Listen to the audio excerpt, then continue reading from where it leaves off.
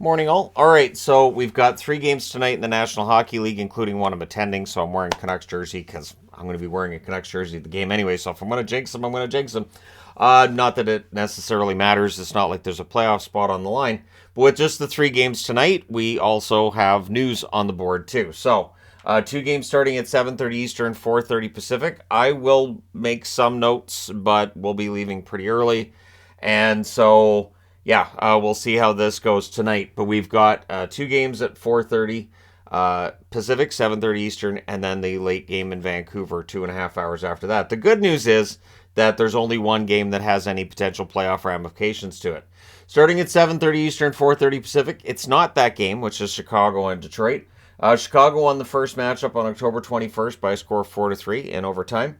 Chicago 22-36-5. They're 26 points behind Winnipeg, easy for me to say, and that final playoff spot. On the Detroit side, they're 28-26-9. They're 8 points behind Pittsburgh for that final playoff spot. They're 6 points ahead of Philly.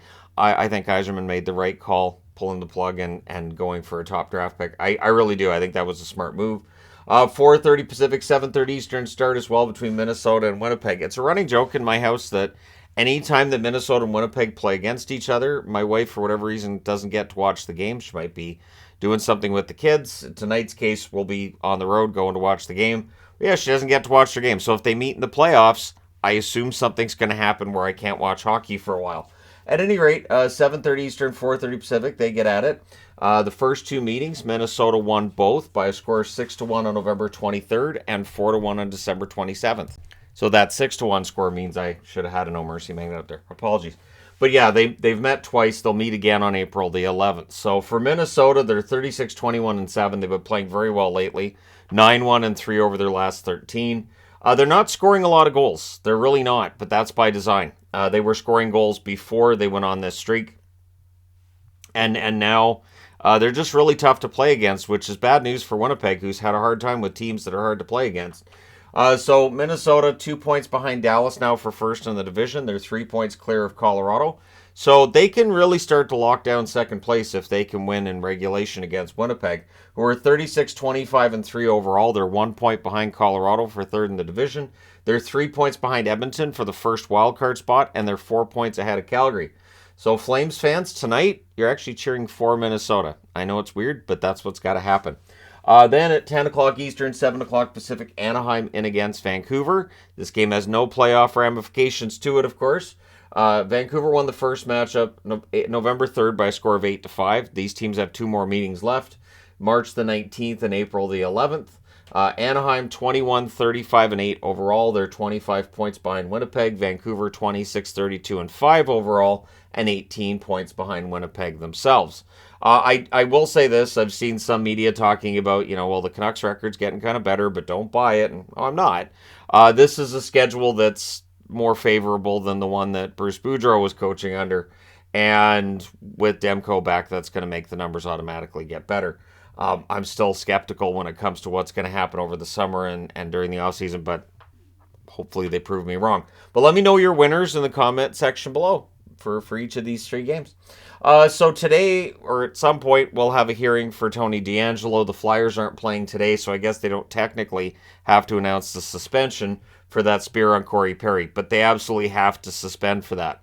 So we'll see how long that goes. I don't know that DeAngelo's ever had any kind of a spearing incident in his past, which it will play a part in how long he ends up getting suspended. And it's not an in-person hearing, so it's not going to be a long-term suspension either. So let me know your guess in the comment section below. My guess, 2 games. That's my guess.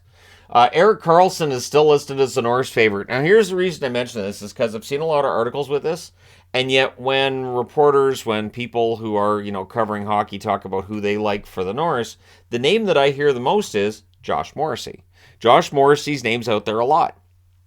So the thing is, around North America, that of course might very well be that I'm hearing it from a lot of Canadian media, but it is interesting to me that Karlsson's seen as the favorite, and he's having a monster season. But I don't think it is just, granted that he necessarily wins it either.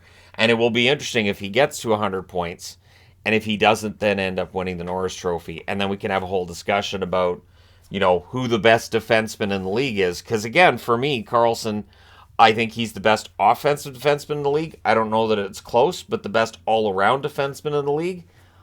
I'm still taking Cale Makar. I apologize for that, but Cale Makar scoring a bunch of points too. Not at the same rate as Karlsson, but for me, Makar would still be the one I would say is the best defenseman in the league. It was Hedman for years, but it feels like Makar's surpassed Hedman, and there's others in that conversation as well.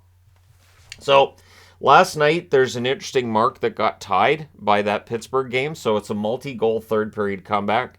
It's the 49th in the National Hockey League this year, which ties the overall record for an entire season, which was set in 2009-2010. This is definitely the year of the comeback. It seems to have settled down a little bit over the second half of the season, which you can expect because goals normally will come down during the second half of the season.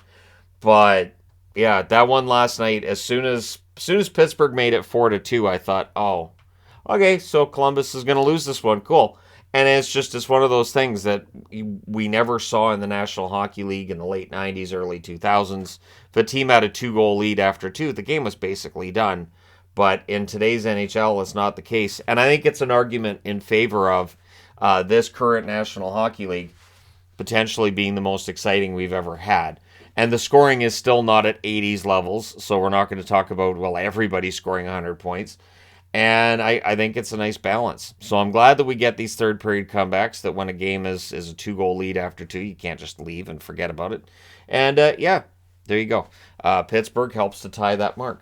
So the Ontario Sports Minister was asked about the investigation into the Greater Toronto Hockey League, a huge entity, and asked about the teams that are apparently being inappropriately bought and sold. These are against league rules. And it's already been said, too, that the league is really not capable of tracking everything going on. These are under the table. There's no transparency with this. So the sports minister who should be in charge of this kind of thing and should have some kind of oversight to it, answered with, concerned parents should call the GTHL. So I don't know what that does. Really don't know what that does. So your concern is that there's corruption within an organization, and the answer is, well, why don't you call them? So then they can answer and say, yeah, no corruption here. Well, thanks. My fears have been allayed. I mean, we could just, do all the crime that way. Did you do it? No? Well, all right, you're done. That was the skit on Kids in the Hall many, many years ago. And it was one of my favorites ever, where you had the judge and he just says, well, did you do it? And the guy goes, I plead not guilty. He says, all right, well, you're out of here. I don't accuse people of being liars, Mr. District Attorney. Did you ask him if he did it? And then when the DA says no, he says, so why'd you bring him here? He says he didn't do it. We believe people here. It has that sort of same air to it. Like, hey, so we're concerned about corruption in this organization. Well, have you called him to ask? Well, no, because the corruption, it seems so odd. So this story is clearly one that's kind of percolating, and it feels like it's gaining a little bit of steam. This has been coming for a long while with the GTHL too. This is nothing that's really all that new, but it's risen to a level now where there's a lot of people talking about it. And then what usually ends up happening with something like this is that we'll see, well, there's this corruption going on here, and then we may find out it's going on elsewhere as well. And there may be other leagues and other entities in minor hockey that have issues. But, hey, it's sort of how things go these days. But let me know your thoughts in the comment section below, as always. Don't forget to hit like and subscribe if you're browsing your way through. You just happened upon this video.